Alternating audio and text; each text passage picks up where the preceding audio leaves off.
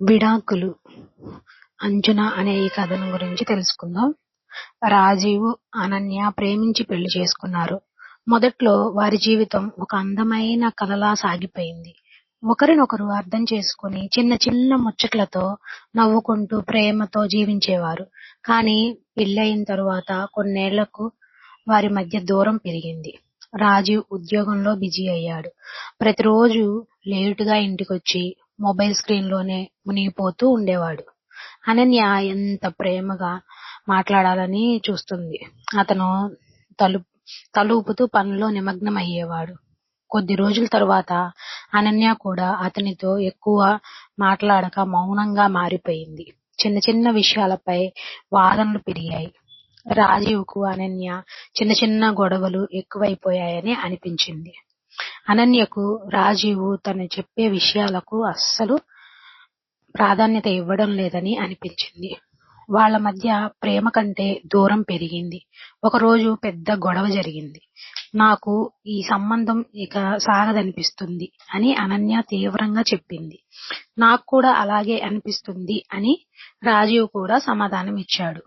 దీంతో ఇద్దరి విడాకుల కోర్టుకు వెళ్లాలని నిర్ణయించుకున్నారు.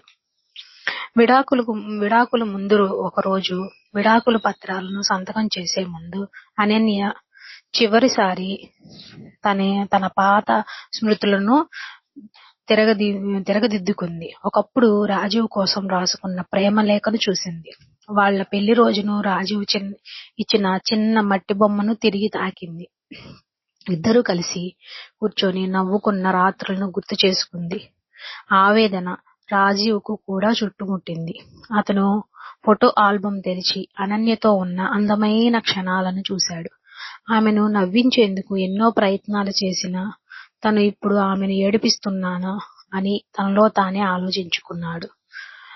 విడాకుల రోజు రానే వచ్చింది. న్యాయమూర్తి ఎదుట ఇద్దరు కూర్చున్నారు. మీ నిర్ణయం ఖచ్చితమేనా అని న్యాయమూర్తి ప్రశ్నించారు. రాజీవ్ మౌనంగా అనన్యను చూశాడు. అనన్య కళ్ళల్లో కనిపించిన చెమ్మర్చిన నీరు అతనికి సమాధానం చెప్పింది. అతను నెమ్మదిగా అనన్య చేతిని పట్టుకున్నాడు. ఈ పత్రాలపై సంతకం చేసే ముందు ఒక్కసారి మాట్లాడాలని ఉంది. అనన్య ఆశ్చర్యంతో చూసింది. ఒక్కసారి తలూపి ఏమిటి అని ప్రశ్నించింది. మన జీవితం చిన్న చిన్న తేడాలతో నాశనం అవ్వకూడదు అనన్య. మనం ప్రేమించి పెళ్లి చేసుకున్నాం. ఒకరినొకరు అర్థం చేసుకోవడానికి ఇంకొక అవకాశం ఇస్తే ఎలా? కళ్ళల్లో నీరు పెట్టుకుని అనన్య అంగీకరించింది. కొత్త అవకాశాన్ని, కొత్త జీవితాన్ని ప్రయత్నించాలనుకున్నది. ఆ రోజు విడాకులు రద్దయ్యాయి. ఇద్దరు ప్రేమను మళ్లీ గుర్తు చేసుకున్నారు. వాళ్ళ జీవితం మళ్లీ ఒక కొత్త చాప్టర్ మొదలయ్యింది. ప్రేమనేది మాటల్లో కాక ఒకరిని ఒకరు అర్థం చేసుకోవడంలో ఉంది. సహనం ఉంటే ప్రేమకు ముగింపు ఉండదు. Thank you.